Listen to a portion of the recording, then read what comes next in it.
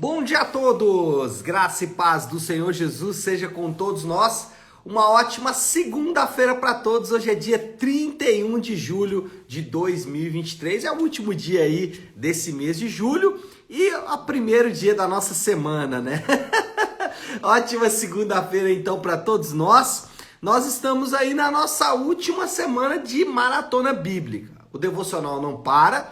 Segunda-feira que vem nós vamos iniciar uma nova leitura da palavra de Deus, diferente um pouco do que estamos fazendo. Se aqui nós fazemos a maratona, ou seja, muita leitura, né? Muita coisa para ler. Na semana que vem nós vamos fazer, a partir da semana que vem, uma imersão. Ou seja, a ideia é ir com calma, mas estudar de maneira profunda os vários temas da palavra de Deus. Então, a partir de segunda-feira que vem, a gente muda aí um pouquinho o nosso perfil. Por hora, vamos de maratona bíblica. Hoje, nós vamos de 1 Pedro, capítulo 1 e 2. Só para entender, para você entender como vai ser dividida essa semana. Segunda e terça, 1 Pedro. Quarta, 2 Pedro. E quinta e sexta, Tiago. Nós vamos dividir a carta de Tiago em dois dias, quinta e sexta. 1 Pedro, capítulo 1 e 2, o tema do devocional de hoje é o servo sofredor.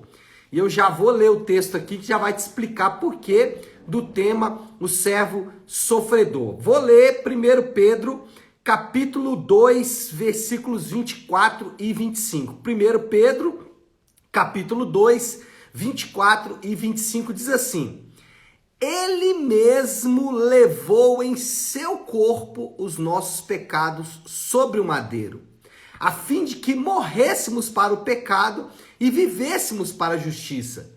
Por suas feridas vocês foram curados, por isso servo sofredor. Pelas feridas dele nós somos curados, pois vocês eram como ovelhas desgarradas, mas agora se converteram ao pastor e bispo de suas almas. Bom, no centro do pensamento de Pedro, em toda a sua correspondência, está a ideia de que por meio dos sofrimentos de Jesus e não pelos seus ensinos e milagres, nós recebemos perdão de pecados.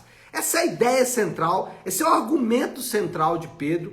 Para Pedro, o servo sofredor Jesus, prometido pelos profetas, lemos inclusive isso aqui no capítulo 1 de 1 Pedro, esse servo sofredor prometido pelos profetas, ele veio por meio do seu sofrimento e não por meio dos seus ensinos e milagres, ele veio perdoar os nossos pecados. É interessante porque essa ideia aí, essa convivência, né, que nós temos com os pecados, eles causam com os milagres, essa convivência que temos com os milagres, às vezes causa algumas confusões em alguns irmãos. Me lembro de uma vez que o irmão procurou o pastor dizendo: pastor, e assim com um tom meio de julgamento, talvez ali como uma espécie de sabichão, né? Não sei se essa seria uma palavra boa, não, mas enfim, esse irmão procurou o pastor e disse: pastor, queria saber por que não acontecem mais milagres na igreja como acontecia na época de Jesus e na época dos apóstolos. Tem alguma coisa muito errada com a igreja? E aí o pastor, com certa paciência, né, respondeu para aquele irmão: irmão, a questão é que nós aprendemos muito mais com o sofrimento de Jesus do que basicamente com seus milagres. E é isso que Pedro está dizendo. Pedro está dizendo o seguinte: o que impactou, o que transformou a vida dos crentes é o fato de que Jesus sofreu em uma cruz para pagar a penalidade dos seus pecados. A carta de Pedro é dividida em dois blocos. Os autores do Novo Testamento gostam de fazer isso. Nesse primeiro bloco, por isso dividir aí, né, a carta de Pedro hoje, os capítulos 1 e 2, amanhã 3, 4 e 5, vocês vão perceber lendo aí que no primeiro bloco, Pedro se dedica a apresentar Jesus como expiação pelos nossos pecados. No segundo bloco, que nós vamos tratar amanhã, ele vai aplicar isso, ou seja, quais os resultados disso na vida do crente. Mas nesse primeiro bloco, Pedro se dedica a apresentar Jesus como aquele que veio purificar os nossos pecados. Nesse sentido, nós podemos dizer, em primeiro lugar, que o cristão ele precisa estar disposto a sofrer perseguições por causa da obediência. Olha só o que está aqui no versículo 21 até o 23 do capítulo 2. Alguns versículos antes do que lemos lá no início do nosso devocional. 1 Pedro, capítulo 2, 21 a 23. Diz assim: para isso vocês foram chamados. Para o quê? Se você ler o versículo anterior, ele está falando de sofrer injustamente. Aí ele diz: para isso vocês também foram chamados, pois também Cristo sofreu no lugar de vocês, deixando exemplo para que sigam os seus passos. Versículo 22. Ele não cometeu pecado algum e nenhum engano foi encontrado em sua boca.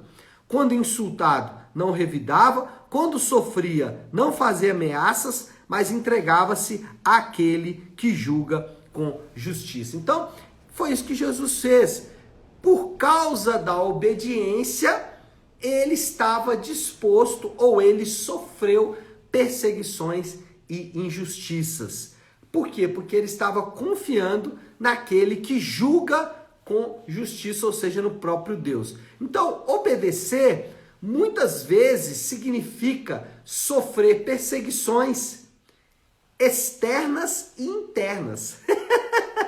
Obedecer a Deus significa sofrer perseguições externas, ou seja, você sabe que às vezes obedecer, no mínimo você vai ser taxado de bobo, você vai ser taxado de ingênuo.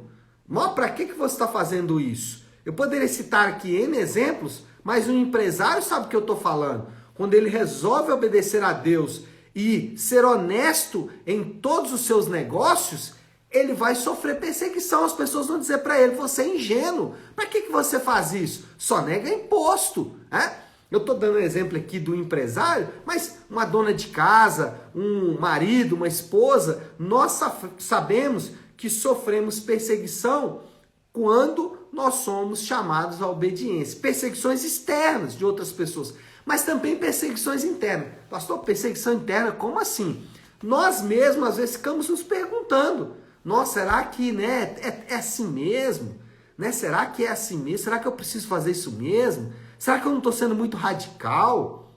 Será que eu não estou sendo muito religioso, A expressão que a turma gosta de usar aí hoje. Então, às vezes, obedecer a Deus, às vezes, significa perseguições externas e internas. Outra coisa aqui é que o propósito da morte de Jesus, ele é claro nesse texto. Para que Jesus morreu? Jesus morreu para que nós também morrêssemos. Mas nós morrêssemos para os nossos pecados. Olha aí o versículo 24. Ele mesmo levou em seu corpo os nossos pecados sobre o madeiro, a fim de que morrêssemos para os pecados e vivêssemos para a justiça.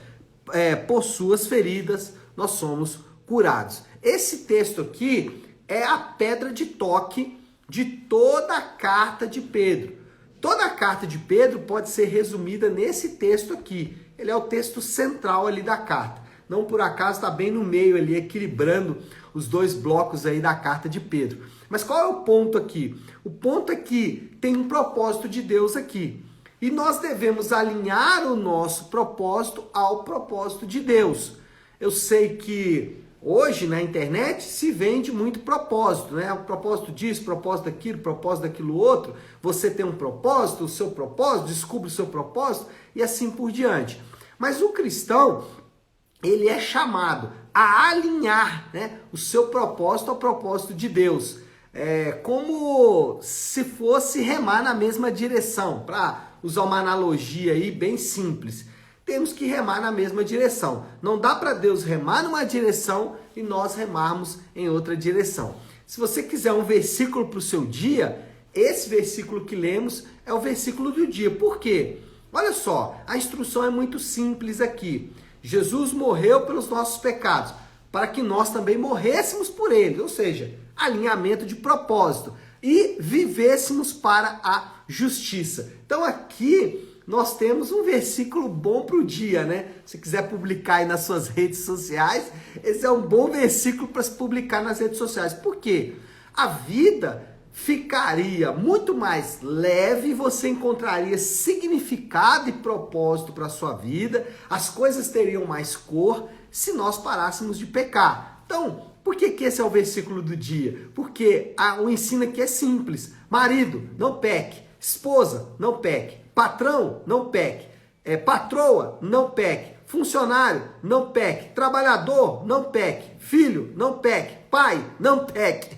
Porque esse é o ensino aqui de Pedro. O ensino de Pedro é muito simples. Remem na mesma direção. Se Deus, em Jesus, morreu para que não pecássemos, por que vamos insistir em pecar? Então esse é o versículo do dia aí, e um bom versículo por sinal. Além de tudo isso, o próprio Senhor Jesus, ele está envolvido em cuidar do seu povo, ele está envolvido nesse cuidado. Ele mesmo vai se envolver para que essas coisas aconteçam. O finalzinho, o último versículo desse trecho, deixa isso muito bem claro, né? Ele fala assim, versículo 25. Pois vocês eram como ovelhas desgarradas, mas agora se converteram ao pastor e bispo de suas almas. Jesus é chamado de pastor e bispo das nossas almas. Ele está envolvido em cuidar das nossas almas. Vamos fazer uma recapitulação rápida? Obedecer significa perseguição interna e externa. Nós temos um propósito diante de Deus, e o nosso propósito é não pecarmos, é morrermos para os pecados, e temos um aliado fiel, chamado de pastor e bispo das nossas almas, envolvido nesse propósito. Então, quando você decide viver, ou decide por ação do Espírito Santo não pecar, quando você decide, mesmo através de perseguições, em obedecer a Deus, você encontra um parceiro nesse trabalho, o pastor e bispo das nossas almas. Então, a ideia aqui de Pedro, que ajuda muito e nos conforta bastante, é que em nossa luta, ele nos ajuda. Não estamos sozinhos. Você não está sozinho. Você tem um parceiro fiel. Quem é esse parceiro? O pastor e o bispo das suas almas. O pastor e o bispo da minha alma. Interessante aqui o uso de Pedro dessa expressão pastor, né? Porque lembra que lá em João capítulo 21, 22, não vou me lembrar ao certo, mas acho que 21, 22 não existe, na verdade, né? Mas lá no capítulo 20 ou 21 de João, acho que é 21, Jesus convoca Pedro e diz, Pedro, apacenta as minhas ovelhas. Então, o ponto aqui é que Pedro estava se lembrando desta recomendação de Jesus. Bom, moral da história aí, já para a gente partir para a conclusão, o que aconteceu na cruz em favor dos eleitos ganha contornos majestosos na pena de Pedro. Nós somos aqui identificados com o nosso Salvador. Pedro, ele traz contornos majestosos, magistrais, maravilhosos para a obra de Cristo em nosso favor. E nos identifica com essa obra. Como assim? Ele tenta linkar sempre o que Jesus fez por nós, o que nós temos que fazer e o quanto nós também somos identificados com Jesus. Se Jesus é um servo sofredor por obedecer a Deus, nós também somos servos sofredores quando obedecemos a Deus, porque obedecer a Deus envolve perseguição. Desafio do Léo para esta segunda-feira. Qual é a aplicação final aí que a gente pode levar de tudo isso? Na sua obediência, conte com o Senhor. Olha, isso aqui é talvez a coisa mais rica que a gente vai ter aqui nesse texto de Pedro. Lembra que eu disse que o versículo do dia é o 24? Mas o 24 ele só faz sentido com o 25. O 24, quando ele diz que ele levou no madeiro os nossos pecados a fim de que morrêssemos para os pecados e vivêssemos para a justiça, nós temos um ajudador. O próprio Jesus está envolvido nesse trabalho. Então, conte com a ajuda do Senhor para que você possa obedecer ao Senhor. Ele é o seu principal aliado nessa luta contra o pecado, ou a favor da obediência da palavra de Deus. Tá certo, meu povo? Vamos orar? Vamos colocar então tudo isso aí diante de Deus. Então, se você puder aí, pare um instante o que você está fazendo. Eu vou só dar uma conferida rápida aqui, porque eu não gosto de ficar sem a informação.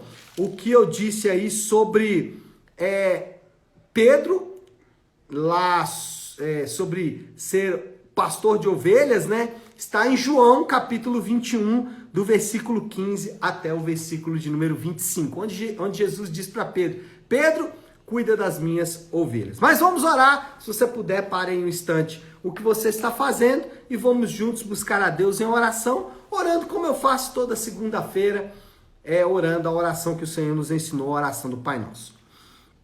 Pai nosso que estás nos céus, santificado seja o teu nome. Venha o teu reino, seja feita a tua vontade, assim na terra como no céu. Dá-nos hoje o nosso pão de cada dia. Perdoa as nossas dívidas, assim como perdoamos aos nossos devedores. E não nos deixes cair em tentação, mas livra-nos do mal, porque teu é o reino, o poder e a glória para sempre. Amém. Amém, meu povo? Bom, então é isso. Nós vamos ficando por aqui. Que Deus te abençoe. Uma excelente segunda-feira para todos. Fiquem com Deus.